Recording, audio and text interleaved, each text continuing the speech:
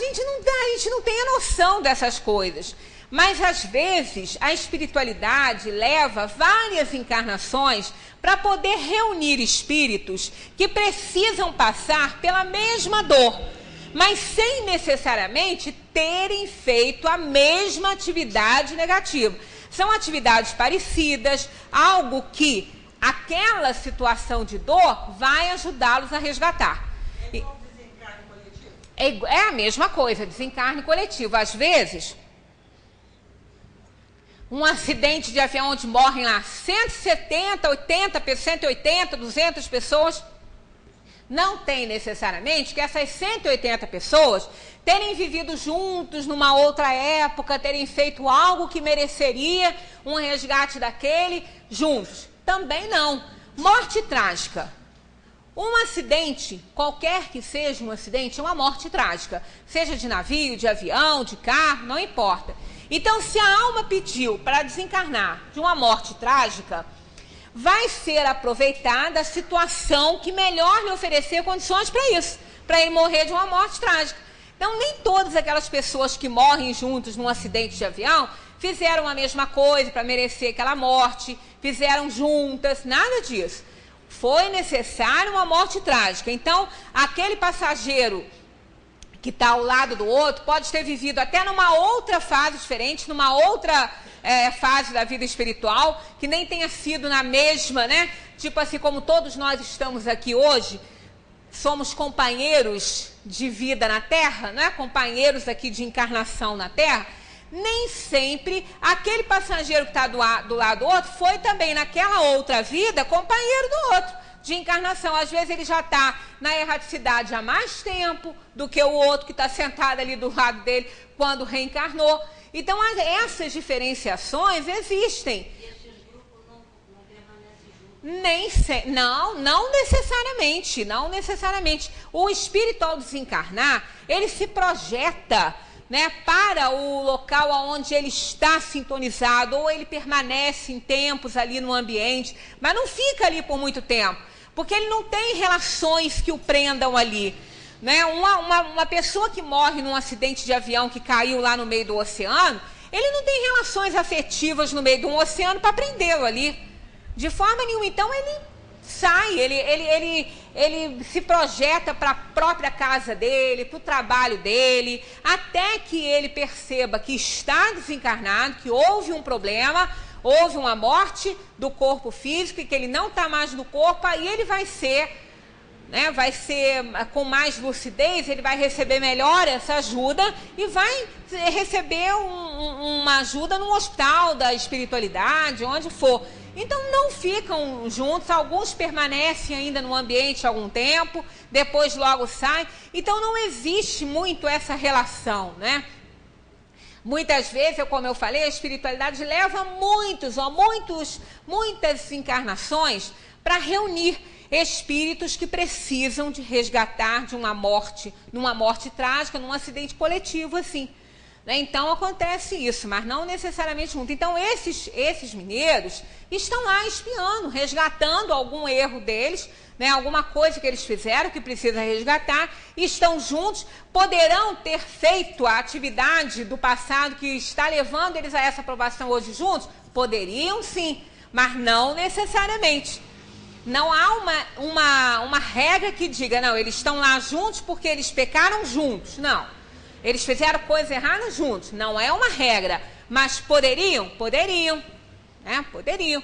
Então, como a gente sabe da história, quando a gente começa a estudar um pouquinho os acontecimentos da história, a gente fica sabendo de coisas horrorosas, né, que foram provocadas aí para trás, de sofrimentos coletivos, sofrimentos horrorosos, né? O Holocausto mesmo. O Holocausto não foi provocado por uma única pessoa, ele foi... Tinha um autor para isso tudo aí, né? Mas a ação ali direta eram muitos.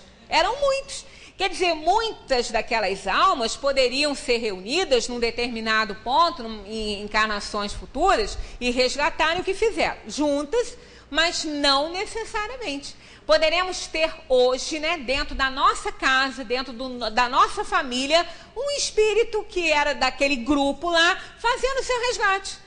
Na situação em que se encontra, de dor, de sofrimento, que a gente não sabe. né? Então, a gente está em encarnações novas, com novas oportunidades para que a gente possa resgatar e evoluir. Então, a lembrança prejudicaria essa situação, né? Por isso é que a gente esquece. A bênção do esquecimento, né, é de um valor enorme para que a gente possa, de verdade, recomeçar. Trabalhar em casa espírita ganha pontos com a espiritualidade? Pensa bem, se fosse assim, né? Olha só, o trabalho na casa espírita é um trabalho como qualquer trabalho voluntário. Mas, olha só, todo trabalho voluntário acaba sendo um resgate nosso, porque se nós estamos ajudando, auxiliando, é porque alguma gente aprontou para ter aquela necessidade tão grande, a menos que a gente seja espírito tão evoluído que já nasce para ajudar. O que não é o caso de planeta de provação e expiação, né? Que estamos, como o Zé Manel diz, mais para o perfume da carne de porco do que das rosas, né? Então, o trabalho na casa espírita não dá bônus a ninguém, não dá pontos a ninguém, dá responsabilidade. Isso dá. A quem muito é dado, muito será cobrado. Eu não sei nada. Para eu fazer o que eu estou fazendo aqui, eu tenho que estudar. Eu não reúno esses conhecimentos. Mas só pelo fato de eu estar estudando, eu já estou tomando conhecimento disso. Aí, a minha responsabilidade é dobrada daquele que não conhece isso. Porque se eu fizer algo que eu estou entendendo que não devo fazer, e se eu fizer com o conhecimento que eu estou tendo, que estou estudando ali, eu vou ser muito mais cobrada. Então, vai me dar muito mais responsabilidade sobre aquilo que eu estou fazendo. Agora, pontos com a espiritualidade, todos nós vamos ter com a caridade que a gente faz. Não precisa nem ir ao templo para isso, né? Nós temos que ser solidários, caridosos com o nosso semelhante, bondosos, né? Benevolentes.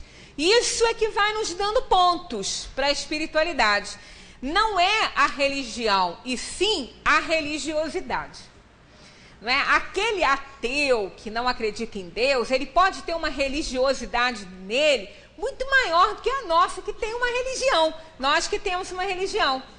Porque ainda mais ele que faz por amor, faz por querer fazer, por querer ajudar. Que ele não acredita em nada, ele não está negociando com a espiritualidade, ele não está barganhando nada. Eu faço bem hoje, porque depois eu posso ter um lugarzinho melhor. Que lugarzinho melhor? Ele nem acredita nisso, né? Então, quando ele faz só por amor, por ajudar, por querer fazer o bem pelo bem. Então, isso é que dá ponto na espiritualidade. Então, eu não vou me surpreender em nada quando eu partir dessa aqui. Dizem que é para melhor, a gente espera que seja, né? Mas nem sempre é. Pelo menos, às vezes no início a gente passa um perrengue danado. E deparar-me com pessoas que nunca conheceram nada do espiritismo, nunca frequentaram o centro, nunca vieram aqui para nada, e estão lá muito melhor do que eu, que fizeram o que eu não fiz, né? Fizeram o que eu não estou fazendo. A caridade, porque reunir conhecimento é a coisa mais fácil do mundo. Basta pegar um livro e estudar ele. Só isso. Põe em prática que é o bicho.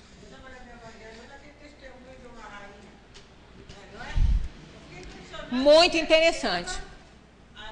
Uma rainha de França, né? Testemunho de uma rainha de França. É. Ela era rainha, ela era a tal, né? Ela era a tal. E quando ela partiu daqui, ela viu que ela não era nada, né? Ela foi auxiliada, ajudada por aqueles que ela desprezou, por aqueles que ela, inclusive, não fez nada por eles, mas que eram espíritos evoluídos. Então, a nossa condição na Terra de intelectualidade avançada, né, de DR na frente, de dinheiro, nada disso conta ponto na espiritualidade. Trabalho na casa espírita não respalda ninguém para a espiritualidade e não dá vantagem a ninguém. Ah, os espíritos vão proteger porque você trabalha na casa espírita. Vão proteger a mim como vão proteger a todos que são bem intencionados. Porque se eu estiver mal sintonizada, eu vou ser atingida mais do que aquele que nem faz nada e que não sabe da história. Porque se eu sei, eu tenho que tomar mais cuidado.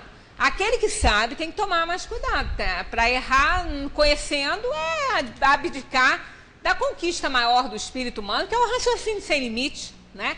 Então, com certeza, eu serei muito cobrado, e todo aquele que trabalha na casa espírita, como em qualquer religião, não é só na casa espírita. O pastor, o padre, não é? Um líder religioso, ele não vai ter bônus nenhum, porque ele é líder, ou pastor, ou padre. Ele vai ter bônus se ele aplicar o que ele ensina, o que ele aprende, se ele fizer o bem. Senão, não vai ter nada. Vai até ser pior, né? Gostaria que falasse sobre o suicídio. O suicídio é um assunto extenso, né, que nós não vamos poder abordar aqui, mas eu até já tinha prometido trazer esse estudo. Eu só não trouxe, que nós estamos entrando, né, não trouxe, a gente está entrando nas leis. E tem a lei de destruição, que fala sobre o suicídio, nós vamos abordar ali dentro da lei de destruição. Mas o suicídio é uma das piores ações que uma alma pode fazer. Pior, uma das piores é o homicídio e o suicídio. Tirar a vida dos outros e assim, a própria vida, né? Porque nós não temos esse direito. Ninguém tem direito sobre a vida dos outros.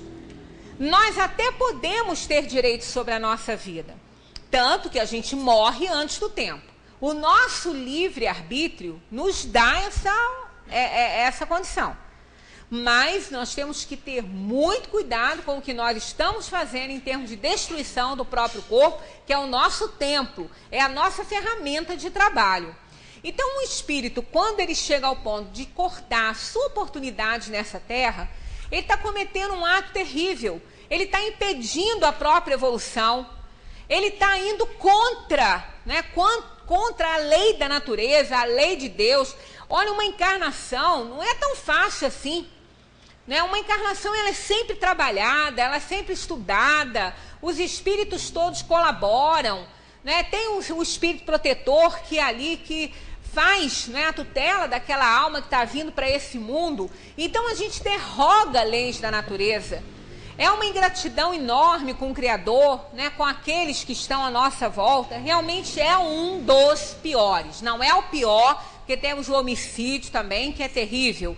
Então o suicídio é um dos piores atos que uma alma pode cometer.